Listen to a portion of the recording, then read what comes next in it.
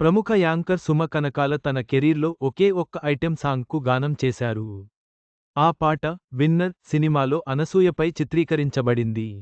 సుమ మరియు అనసూయల రియాక్షన్లు ఆసక్తికరంగా ఉన్నాయి. టాలీవుడ్లో సుమ కనకాల టాప్ యాంకర్. బుల్లితెరపై యాంకర్గా షోలు చేస్తూ, సినిమా ప్రీ రిలీజ్ ఈవెంట్స్లో తనదైన శైలిలో సుమ హంగామా చేస్తుంటారు. సుమ నటిగా కూడా రాణించారు. అప్పుడప్పుడు ఆమె నటిగా సినిమాలు చేయడం చూస్తూనే ఉన్నాం.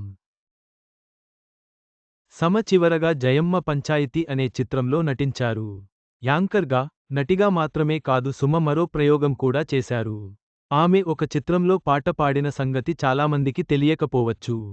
సుమ తన కెరీర్లో ఒకే ఒక్క పాట పాడారు.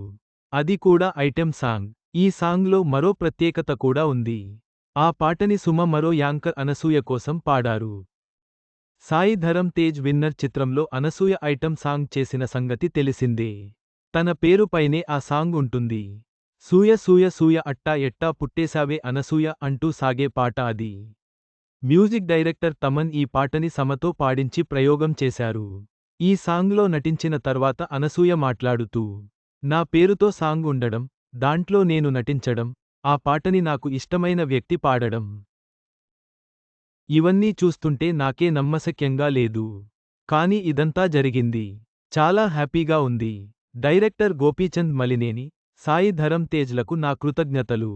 ఈ పాట రాసిన రామజోగయ్య శాస్త్రి గారికి, పాడిన సుమ గారికి కూడా థాంక్స్ చెప్పాలి అని అనసూయ పేర్కొంది.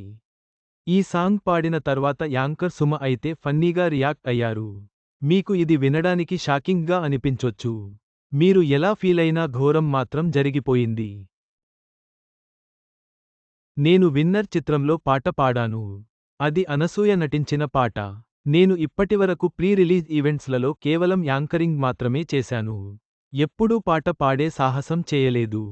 కానీ తమన్ గారికి నా చేత పాట పాడించాలని ఎందుకనిపించిందో నాకు తెలియదు. మొత్తానికి పాడేశాను అంటూ సుమ ఫన్నీ కామెంట్స్ చేసింది. విన్నర్ చిత్రం హిట్ కాకపోయినప్పటికీ అనసూయ ఐటెం సాంగ్ మాత్రం బాగా వైరల్ అయింది. సుమ కనకాల చేసిన ఈ అరుదైన ప్రయోగం సినీ ప్రేక్షకులను ఆకట్టుకుంది. అనసూయ, సుమ ఇద్దరి ప్రతిస్పందనలు ఈ ఘటనకు మరింత ప్రాముఖ్యతను చేకూర్చాయి.